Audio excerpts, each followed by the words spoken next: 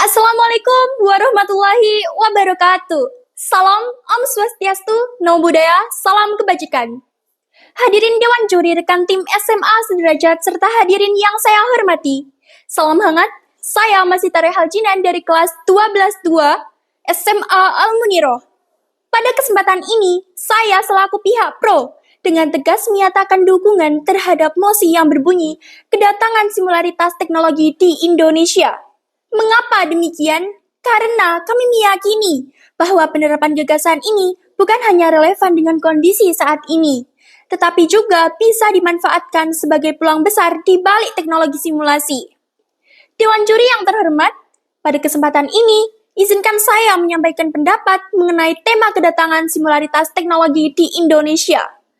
Argumen pertama, pendidikan lebih maju dan merata.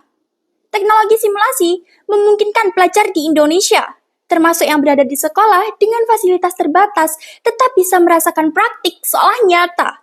Bayangkan, teman-teman kita di daerah terpencil yang sekolahnya tidak punya lab kimia. Dengan teknologi simulasi, mereka tetap bisa melihat reaksi zat kimia lewat aplikasi lab di komputer atau handphone.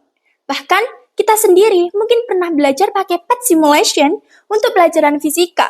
Misalnya, percobaan listrik dan magnet tanpa harus menyambungkan kabel sungguhan. Jadi, simulasi membuat pembelajaran bisa dirasakan semua pelajar Indonesia, bukan hanya yang sekolahnya lengkap fasilitas. Selanjutnya, argumen kedua, meningkatkan kualitas sumber daya manusia untuk masa depan. Simulasi tidak hanya membantu belajar teori, tetapi juga melatih keterampilan. Contoh paling dekat, siswa SMK jurusan otomotif sekarang bisa belajar memperbaiki mesin mobil lewat simulator mesin 3D. Mereka bisa bongkar pasang mesin secara virtual tanpa takut rusak atau kotor oli. Bayangkan, kalau semua pelajar SMK bisa pakai itu, mereka akan lebih percaya diri saat masuk dunia kerja. Dengan begitu, simulasi langsung bantu kita punya skill nyata yang dibutuhkan industri.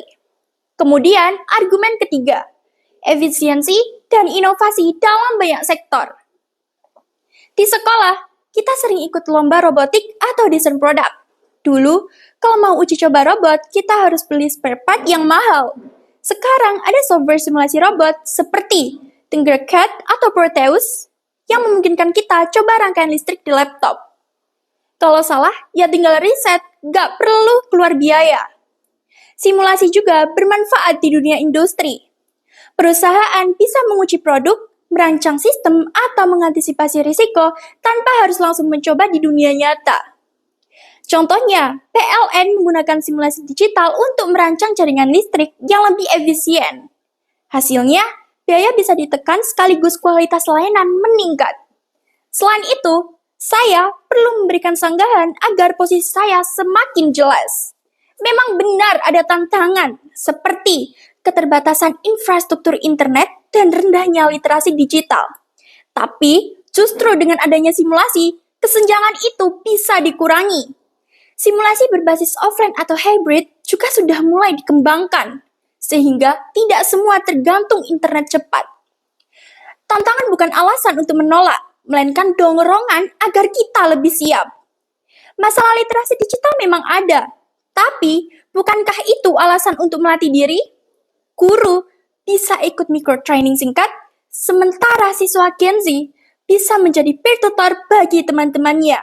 Jadi, literasi bukan alasan untuk menolak, tapi dorongan agar kita lebih siap. Misalkan, ada yang bilang simulasi tidak sama dengan praktik nyata. Benar, tapi simulasi berfungsi sebagai pra-praktikum. Ia membuat kita lebih siap, lebih terampil, dan lebih percaya diri saat berhadapan dengan alat sungguhan. Sebagai penutup, berdasarkan fakta dan data tersebut, jelas bahwa kedatangan teknologi simulasi adalah peluang emas bagi Indonesia, khususnya bagi kita pelajar. Dengan simulasi, kita belajar lebih nyata, melatih keterampilan dan berisiko, dan membangun generasi yang lebih siap menghadapi tantangan global. Maka, sudah seharusnya kita sebagai pelajar mengambil posisi pro.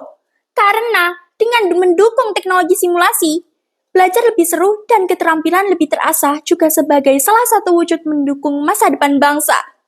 Hebat menjadi proposisi. Terima kasih. Wassalamualaikum warahmatullahi wabarakatuh.